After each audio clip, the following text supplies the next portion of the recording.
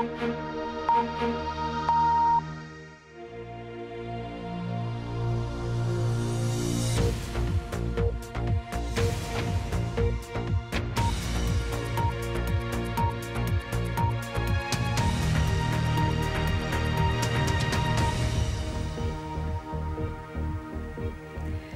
उर्दू के प्रोग्राम सरबीन में खुशामदीद। हमारे लंदन स्टूडियो से मैं हूँ आलिया नाज़की। जनूबी इंडिया में बड़े पैमाने पर ख़वातीन की बच्चेदानी निकालने के लिए ऑपरेशन जारी। मकसद रकम बनाना या वाकई ख़वातीन का इलाज है? इसराइली पुलिस की जानिब से वज़ीर आज़म बेंजामिन नेतन्याहू पर रिश्वत सतानी के इल्ज़ाम पर मुकदमा चलाने की सिफारिश। वज़ीर आज़म ने इसे अपने खिलाफ साजिश करार दिया। और जैसा कि आपको मालूम है, बिटकॉइन का नशा सर चढ़कर बोल रहा है, लेकिन क्या लंदन जैसी जगह में आप इस करेंसी के सहारे जिंदगी गुजार सकते हैं? इंडिया की जनूबी रियासत तेलंगाना और मुल्क के कई दूसरे इलाकों में औरतों की बच्चेदानी गैर ज़रूरी तौर पर निकालने के लिए ऑपरेशन किए जा रहे हैं ताकि उनसे मोटी रकम वसूल की जा सके। इनमें बहुत सी ऐसी गरीब औरतें भी शामिल हैं जिन्हें रियासती हुकूमतें एक बीमा पॉलिसी के तहत हिफ्ज़ान सेहत की सहूलत फराहम करती हैं और डॉक्टर बीमे का पैसा हासिल करने के लिए उनके ऑपरेशन कर देते हैं। इस तरह के वाक़यात तेलंगाना और आंध्र प्रदेश के अलावा दीगर रियासतों में भी सामने आए हैं। तफसील के साथ BBC हिंदी सर्विस के फैसल मोहम्मद अली। तेलंगाना के एक ग्रामीण इलाके की फिजा में तैरता ये दर्द भरा गीत। बोल हैं, वो कहते हैं बहुत विकास हुआ है, लेकिन हम औरतों के लिए कुछ नहीं हो रहा। महज 24 की उम्र और लक्ष्मी की बच्चेदानी उसके जिस्म से काट कर निकाल दी गई। मैं कुछ नहीं जानती। मेरे पीरियड साल भर रुक गए। पेट में बहुत दर्द रहता था, तो मैं डॉक्टर के पास गई। उसने कहा कि आपको कैंसर जैसा ट्यूमर है, ऑपरेशन करना पड़ेगा, वरना तुम मर जाओगी। कई इलाकों में तो आप जाकर ये पूछें कि किन किन का बच्चेदानी का ऑपरेशन हुआ है, तो तकरीबन हर औरत ये कहती है, हमारा।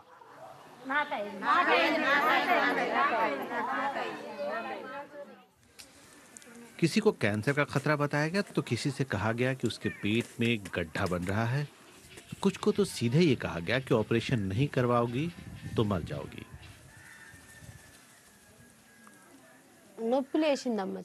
माहवारी के दौरान हैज के दौरान बहुत खून बह रहा था, बहुत दर्द था, कोई दवाई काम नहीं कर रही थी। मैंने टेस्ट करवाया तो डॉक्टर बोले कि ऑपरेशन करवाना ही पड़ेगा।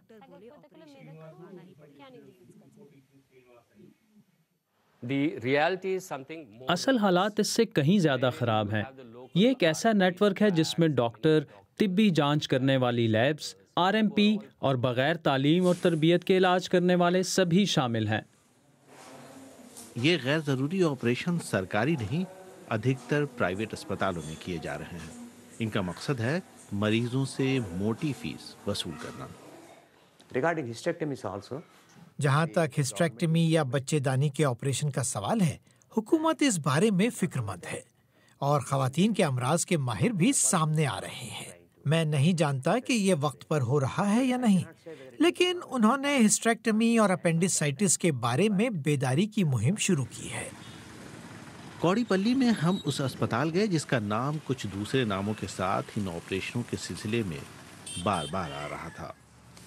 इतने ज्यादा बच्चेदानी के ऑपरेशन और वो भी इतनी कम उम्र की औरतों के क्यों, ये पूछे जाने पर इस नर्सिंग होम के मालिक को कोई जवाब देते नहीं बना।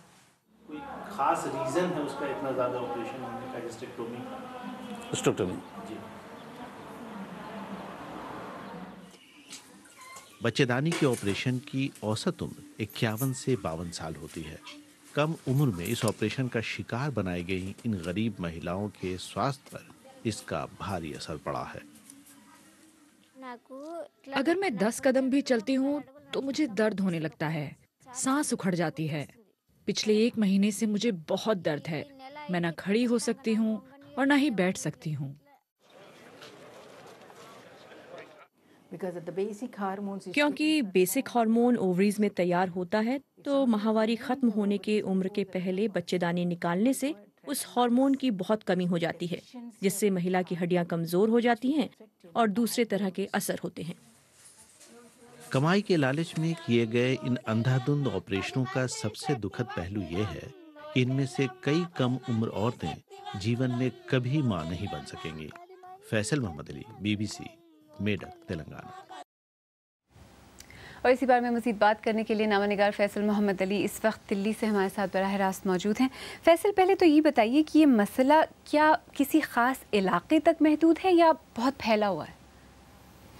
नहीं आलिया, एक जगह तो नहीं कह सकते कि महदूद है। जैसे हमने जो स्टोरी की इन्वेस्टिगेशन वो तेलंगाना था, जो कि साउदर्न इंडिया का एक हिस्सा है, लेकिन दूसरे कई सूबे जो हैं, जैसे ईस्टर्न सूबा है बिहार, या फिर उसका राजस्थान चले जाएं, या फिर सेंट्रल इंडियन स्टेट छत्तीसगढ़ है वहाँ से, या गुजरात से भी जो वेस्टर्न इंडियन स्टेट्स हैं, इन सब से इस तरह की शिकायतें आ रही हैं। ये बात ज़रूर है कि जो साउदर्न इंडियन स्टेट है, तेलंगाना और आंध्र प्रदेश, वहाँ ऐसी शिकायतें सबसे ज़्यादा हैं, या उनके जो सर्वे हुए हैं उसमें वो सामने आया है। अभी गवर्नमेंट ऑफ इंडिया का एक हेल्थ सर्वे आया है जो कि पिछले महीने ही दिसंबर 2017 को आया है। उसके मुताबिक अगर देखिए आप तो आंध्र प्रदेश में 8.9 है, तेलंगाना में 7.7 है, उसी तरह से बिहार और दूसरे सूबों में जो 3.2 का जो परसेंटेज है उससे बहुत ज़्यादा है रेशियो। यानी जैसा कि आपने कहा मुल्क भर से इस तरह के केसेस रिपोर्ट हुए, तो क्या बात सिर्फ बच्चेदानियों तक ही महदूद है या इसमें जो दीगर आज़ा हैं वो भी शामिल हो जाते हैं कई दफ़ा? नहीं, बहुत सारे दूसरी तरह के, हिस्टेक्टोमी तो उसका एक है, बच्चेदानी का ऑपरेशन, अपेंडिसाइटिस के ऑपरेशन हो रहे हैं, सबसे ज़्यादा सिजेरियन सेक्शंस जो हैं औरतों की जब डिलीवरी होती है उस ज़माने में, उसको लेके जो हेल्थ वर्कर्स हैं वो काफ़ी जो है परेशान हैं और काफ़ी उस पर जो है कह रहे हैं कि ये अच्छा नहीं हो रहा है। साथ साथ जो दूसरी चीज़ आ रही है जो कई इंटरनेशनल मैगजीन्स में भी आ चुकी है, वो ये है कि लोगों की जो टेस्ट जो करवाए जाते हैं और ख़ास तौर पे गैर ज़रूरी दवाएं जो लिखी जा रही हैं, ये भी एक बहुत बड़ी शिकायत आ रही है सामने। अच्छा, काफ़ी बड़ा मसला लगता है अगर देखा जाए तो कुछ किया भी जा रहा है, इस सबको रोकने के लिए कोई इक़दाम किए जा रहे हैं? देखिए, कुछ स्टेट्स ने तो ये किया है, जैसे कि गुजरात हो गया या इधर तेलंगाना, जहां आंध्र प्रदेश, इन लोगों ने ये किया कि हिस्टेक्टोमी के ऑपरेशन करवाना अब उतनी आसान नहीं है, क्योंकि 67% से ज़्यादा ऑपरेशंस प्राइवेट सेक्टर्स में हो रहे थे, तो वो थोड़ा मुश्किल हो गया। लोगों से ये कहा जा रहा है, कैंपेन चलाया जा रहा है कि आप इस तरह का ऑपरेशन अगर करवाएं तो पहले सलाह लें। लेकिन सबसे बड़ी दिक्कत है कि सरकारी अस्पताल हैं ही नहीं, तो लोग सलाह लेने कहाँ जाएंगे। और यहाँ ऐसे केसेस सामने आ रहे हैं कि दिल्ली जैसी जगह में 1-2 बच्चे पैदा होते हैं और उसमें से 2 बच्चों में से दोनों को मरा हुआ बता दिया जाता है, जबकि एक बच्चा उसमें से ज़िंदा होता है।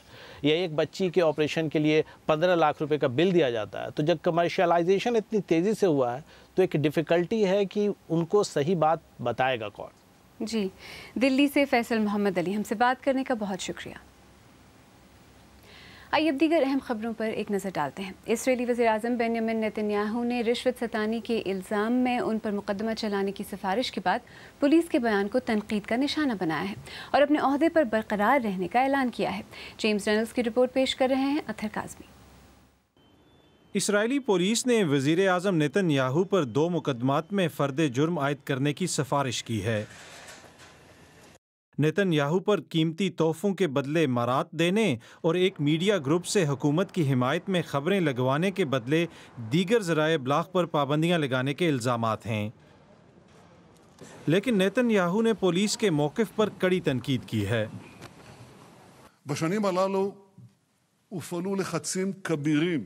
मेरी हुकूमत को गिराने के लिए पहले भी कम से कम 15 बार ऐसी तहकीकात का मुतालबा किया गया है। हर बार पुलिस की जानिब से ऐसे ही बड़े बड़े इल्ज़ाम सामने आते हैं। पहले भी कुछ साबित नहीं हुआ और इस बार भी ऐसा ही होगा। जबकि हिज़्ब इख्तिलाफ ने उनसे अपना ओहदा छोड़ने का मुतालबा किया है। आज इसराइल की जमहूरियत के लिए एक बुरा दिन है। वज़ीर आज़म पर रिश्वत लेने का इल्ज़ाम है। जब तक तहकीकात मुकम्मल नहीं हो जाती उन्हें अपने ओहदे से अलग हो जाना चाहिए। मुल्क के कानून के मुताबिक वज़ीर आज़म नेतन्याहू अपना ओहदा छोड़ने के पाबंद नहीं हैं। पुलिस की जानिब से की जाने वाली सिफारिशात पर अटॉर्नी जनरल एविहाई मेडल ब्लेड फैसला करेंगे कि आया नेतन्याहू पर फर्द जुर्म आयद की जाए या नहीं। जेम्स रेनल्ड्स की रिपोर्ट। जनूबी अफ्रीका के सदर जेकब ज़ुमा के खिलाफ करप्शन के इल्ज़ामात की जारी तहकीकात में पुलिस ने मारूफ कारोबारी गुप्ता ख़ानदान के घर छापा मारकर एक शख्स को हिरासत में ले लिया है। सदर ज़ुमा पर इल्ज़ाम है कि उन्होंने अपने करीबी दोस्त गुप्ता ख़ानदान को नाजायज़ फ़ायदा पहुँचाया है। दूसरी जानब सदर ज़ुमा ने अपने खिलाफ अदम एतमाद के फैसले को नाइंसाफ़ी करार दिया है। इस बारे में तहरीक कल पेश की जाने वाली है। इराक़ की तामीर नौ के लिए मुनक़्क़िद होने वाली इंटरनेशनल डोनर्स कॉन्फ्रेंस में अरबों डॉलर की इमदाद और कर्ज़ों का ऐलान किया गया है। तुर्की ने 5, कुवैत ने 2, जबकि सऊदी अरब और कतर ने 1-1 अरब का वादा किया है। इराक़ी हुकूमत ने मुल्क की तामीर नौ के लिए आइंदा 10 बरस में 100 अरब डॉलर खर्च करने का इरादा ज़ाहिर किया है। आप BBC उर्दू का प्रोग्राम सरबीन देख रहे हैं। प्रोग्राम में आगे चलकर सुनिएगा, पाकिस्तानी फुटबॉल टीम के साबिक खिलाड़ी मोहम्मद गफूर खान खलील से कौमी फुटबॉल का नौहा, और लंदन जैसे शहर में बिटकॉइन के सहारे एक दिन गुजारना कितना मुश्किल और कितना आसान। BBC उर्दू के प्रोग्राम सरबीन में एक बार फिर खुशामदीद। मैं हूँ आलिया नाज की। कौमी फ़ुटबॉल टीम के साबिक खिलाड़ी मोहम्मद गफूर खान खलील का कहना है कि जैसे पाकिस्तान क्रिकेट टीम के खिलाड़ी शाहीन हैं, वैसे ही फ़ुटबॉल, हॉकी और दीगर खेल खेलने वाले खिलाड़ी भी शाहीन हैं, लेकिन अफसोस दीगर खेलों की तरफ हुकूमत तवज्जो नहीं दे रही। गफूर खान खलील का कहना है कि माजी में बच्चों को खेलों की तरफ राग़िब किया जाता था, अब खेलने के लिए बच्चों से पैसे लिए जाते हैं। वो पेशावर में नामनिगार अजीज़ुल्लाह खान से गुफ्तगू कर रहे थे। 1962 में मैंने फ़ुटबॉल का आगाज़ किया है। 1963 में मैंने फ़ुटबॉल का नेशनल कौमी चैम्पियनशिप हमारा हो सकता था, आजकल वो ख़त्म हो गया, इन्होंने ख़त्म कर दिए। हालांकि फ़ुटबॉल का बड़ा नुकसान हुआ उसके जाने से। तो वो मैंने नेशनल चैम्पियनशिप खेलते, फिर मैं नेशनल टीम में आ गई हूँ। उन्होंने मुझे जब देखा कि इसमें टैलेंट है, तो मैं 1966 में नेशनल टीम में मैंने नुमाइंदगी की है। पाकिस्तान में 2 दफ़ा एशियन गेम के लिए गया हूँ, एक दफ़ा 1966 में और एक दफ़ा 1974 में, और RCD मैंने खेली 1974 में 75 में। RCD 75 में यहाँ वो थे कराची में। RCD ईरान, पाकिस्तान और तुर्की, इन तीनों उस वक़्त RCD हुआ करता था, वो सेफ गेम नहीं था। यहाँ पे 2, 3, 4, 5 ग्राउंड थे। वहाँ ये अपना अगर आते हैं ये गोरा कब्रस्तान, यहाँ एक ग्राउंड था। अब वहाँ देखें अब क्या हुआ है। अब स्टेडियम में एक ही ग्राउंड है, वहाँ भी जिसके पास वो पैसे देते हैं तो ठीक है, पैसे नहीं देगा तो वो बग़ैर पैसों के वो जाने नहीं देते। पहले पाकिस्तान में 1 या 2 कोच होते थे, अब मेरा ख्याल है जिसके पास भी देखेंगे उसी के पास डिप्लोम है। जिसको देखोगे मेरा ख्याल है इतने प्लेयर नहीं है जितने पाकिस्तान में कोच है। सबसे बड़ी बात है कि डिपार्टमेंट नहीं है। एक आदमी बहुत अच्छा प्लेयर बन जाए, वो इंटरनेशनल प्लेयर बन जाए, चाहे क्रिकेट का हो, हॉकी का, फुटबॉल का, जिसका भी। लेकिन जब तक उसका रोज़गार नहीं होगा तो वो ट्रैक सूट को और कलर को वो छाटेगा, वो क्या करेगा। क्रिकेट वालों को शाहीन बनाया हुआ है कि ये हमारे शाहीन हैं। वही हॉकी वाले भी तो शाहीन है ना, फुटबॉल वाले भी शाहीन हैं।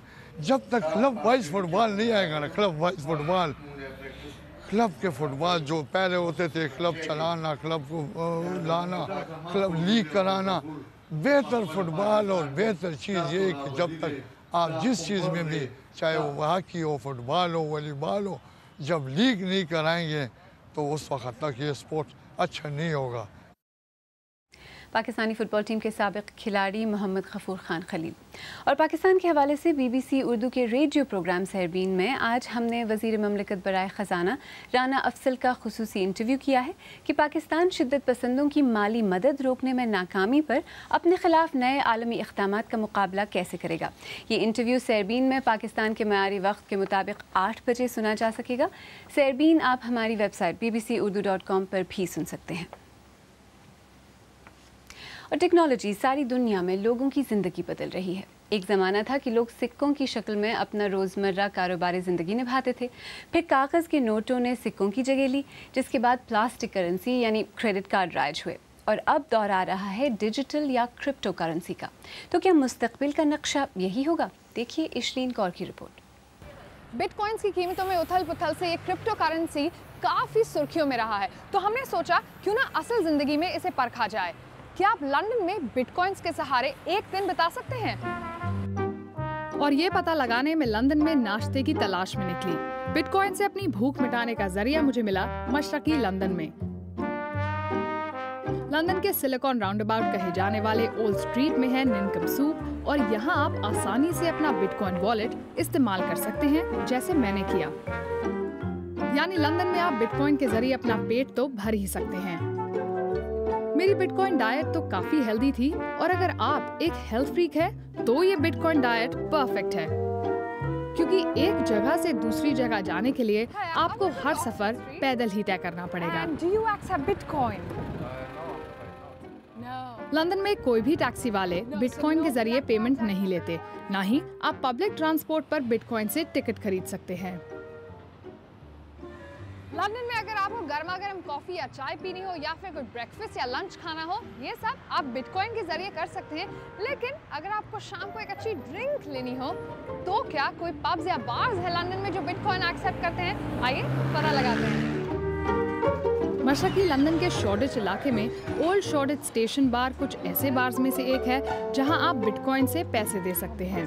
हालांकि हैप्पी आवर्स का लुत्फ उठाने की कीमत काफी ज्यादा है। हमें 5 पाउंड की जगह लगभग 10 पाउंड देने पड़े, यानी तकरीबन दुगना खर्च। और ये एक्स्ट्रा रकम आप ट्रांजैक्शन फीस के तौर पर देते हैं। यानी बिना वॉलेट के पार्टी करना तो बिल्कुल मुमकिन है, लेकिन खर्च जरूर थोड़ा ज्यादा होगा।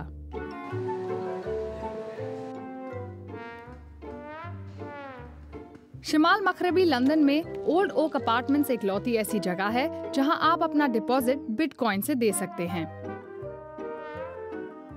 और इस साल के आखिर तक आप अपना हर महीने का किराया भी यहाँ बिटकॉइन से दे पाएंगे। तो अपने इस एक्सपेरिमेंट से मैंने ये जाना कि आप लंदन में बिटकॉइंस के सहारे काफ़ी कुछ कर सकते हैं। लेकिन याद रखिए, बिटकॉइन एक ऑफिशियल करेंसी नहीं है। कोई भी सरकार या सेंट्रल बैंक इसका नियंत्रण नहीं करती। इसलिए अगर आप बिटकॉइंस का इस्तेमाल करते हैं, आपको काफ़ी समझदारी बरतनी होगी। Ishleen Kaur, BBC news, London. अगर आप चाहें तो मुझसे और हमारी टीम के दीगर साथियों से ट्विटर पर भी रब्ता कर सकते हैं। मेरा ट्विटर हैंडल है @आलियानाज़की।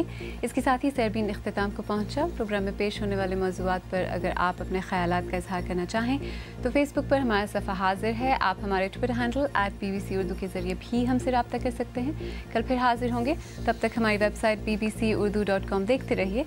आलियानाज़की को अब इजाज़त दीजिए।